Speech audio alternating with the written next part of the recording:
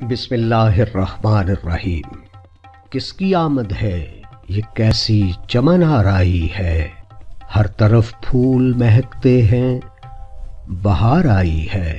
اداسی اور خوشی کا موسم انسان کے اندر کا موسم ہے، تاہم جب بھی ہم رنگ رنگ پھولوں کو دیکھتے ہیں تو پھولوں کی خوبصورتی ہماری آنکھ کو متاثر اور دل کو راحت بخشتی ہے۔ لاہور کے جیلانی پارک میں گل دودی اور میری گولڈ کے پھولوں کی نمائش لگی ہوئی ہے، جہاں کیاریوں اور گملوں میں رنگ برنگے پھول موسم خزاں میں بھی بہار کا منظر پیش کر رہے ہیں۔ یوں تو اللہ تعالی کی ربوبیت ساری کائنات کی ہر شے سے عیاں ہے، لیکن خوش رنگ و خوشنما پھول قدرت کا شاہکار کہلاتے ہیں۔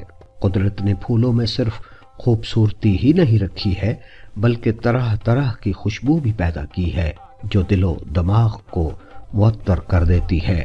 رنگوں کی بہار بکھیرتے اور خوشبو لٹاتے یہ پھول اس کائنات کا حسن ہے۔ وہ سفید پھولوں سے ایک دعا میرے ساتھ رہتی ہے، یہ اسی کا فیض ہے، بارہا میں بکھر بکھر کے سنور گیا۔ پھول زمین کا زیور، باغیچوں کی شان اور محفلوں میں خوبصورتی کی علامت بھی ہے۔ پھولوں میں جادوائی کشش ہے جن کی رنگینی انسانی عادات و مزاج اور شخصیت پر خاصی حد تک اثر انداز ہوتی ہے۔ اس سائنسی دور میں پھولوں، ان کے رنگوں اور خوشبو پر بہت زیادہ تحقیق کی جا چکی ہے۔ اب تو پھولوں کی مہک سے علاج بھی ممکن بنایا جا رہا ہے۔ نکلے وہ پھول بن کے تیرے گلستان سے ہم، مہکا دیا فضاؤں کو گزرے جہاں جہاں سے ہم۔ پھولوں کی زبان نہیں ہوتی ہے، مگر دلی جذبات و احساسات کے اظہار کے لیے پھولوں کے تحفے بھیج کر دوسروں کے دلوں تک پہنچا جا سکتا ہے۔ پھول تو پاکیزہ جذبات و احساسات کا مظہر ہیں اور رنگ، خوشبو، خوشی کا استعارہ ہیں۔ میں تو ایک کاغذی پھول تھا، سر شام خوشبو سے بھر گیا، میں کہاں ہوں مجھ کو خبر نہیں، مجھے کون چھو کے گزر گیا۔ زرد رنگ کو نہ جانے کیوں منفی رنگ کا درجہ دے دیا گیا ہے۔ اگر زرد رنگ کو حیات نو کا رنگ سمجھ لیا جائے تو زندگی کے بہت سے پھیکے رنگ بہار آفریں ہو جائیں گے۔ باغباں تیری عنایت کا بھرم کیوں کھلتا، ایک بھی زرد پھول جو گلشن میں ہمارا ہوتا۔ خوشی کے موقع پر پھولوں کے ہار اور گجرے رنگ اور خوشبو میں اظہار محبت کی علامت سمجھے جاتے ہیں، اور اسی رنگ کو ہاتھوں پر مہندی کی صورت میں کچھ وقت کے لیے روک کر اظہار وفا کا پیغام دیا جاتا ہے۔ یہ سوچ کے گلشن میں چلے آئے صبح ہم، یہ سوچ کے گلشن میں چلے آئے صبح ہم، وہ چاند سا چہرہ ہے پھولوں میں ملے گا۔ گل دودی کی چار سو پھیلی رنگوں کی بہار جو بدلتی رت کی نوید سنا رہی ہے۔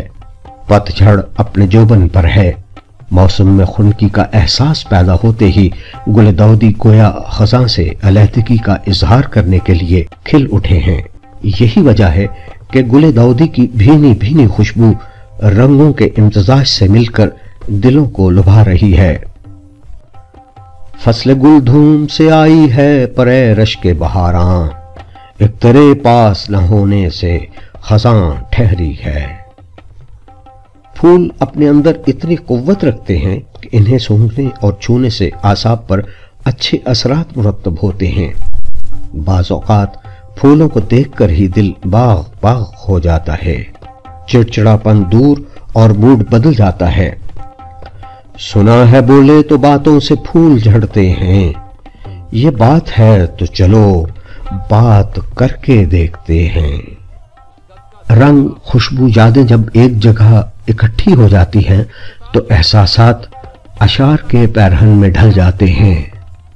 رنگ باتیں کریں اور باتوں سے خوشبو آئے، درد پھولوں کی طرح بہکے اگر تو آئے، ہم تیری یاد سے کترا کے گزر جاتے مگر راہ میں پھولوں کے لب سایوں کے گیسو آئے۔ پھول صرف باغات اور کیاریوں تک محدود نہیں ہیں، بلکہ یہ پھول ہی ہیں جن سے خوشبو چرا کر کھانوں کی تیاری میں استعمال کی جاتی ہے۔ خوشبو کو مشروبات، کیک، جیلی، جام اور مٹھائیوں میں شامل کر کے ذائقے میں اضافہ کیا جاتا ہے۔ انہی میں گلاب، کیوڑا، چنبیلی، زعفران کا نام تو آپ نے سنا ہوگا۔ ہاں، تو بات ہو رہی تھی گل داؤدی کی۔ گل داؤدی موسم خزاں اور ابتدائی موسم سرما کا اہم پھول ہے۔ اس کے کئی رنگ، نمونے اور قسمیں ہیں۔ اس وقت دنیا میں گل داؤدی کی تقریباً 5000 سے زیادہ اقسام پائی جاتی ہیں۔ یہ پھول تمام وقت کھلا رہتا ہے اور بھینی بھینی خوشبو سے ماحول کو معطر کیے رکھتا ہے۔ بس گئی ہے میرے احساس میں یہ کیسی مہک، کوئی خوشبو میں لگاؤں تو تیری خوشبو آئے۔ گل داؤدی کے بیج نہیں ہوتے، اس کی جھاڑیوں کو اگلے موسم کے لیے محفوظ کر لیا جاتا ہے۔ گل داؤدی کی ٹہنیاں نہایت نازک ہوتی ہیں، یہی وجہ ہے کہ پھول بڑا ہونے کے باعث اس کو سہارے سے کھڑا رکھا جاتا ہے۔ اس کے پتے گہرے گرین رنگ کے ہوتے ہیں۔ باغبانی کے ماہرین کے مطابق گل داؤدی صرف 40 روز تک موسم سرما کے آغاز پر آنکھوں کو لبھانے کے بعد اگلے موسم تک کے لیے لوگوں کو انتظار کرنے پر مجبور کر دیتا ہے۔ تو نے جب پھول کتابوں سے نکالے ہوں گے، دینے والا بھی تجھے یاد تو آیا ہوگا۔ اللہ حافظ۔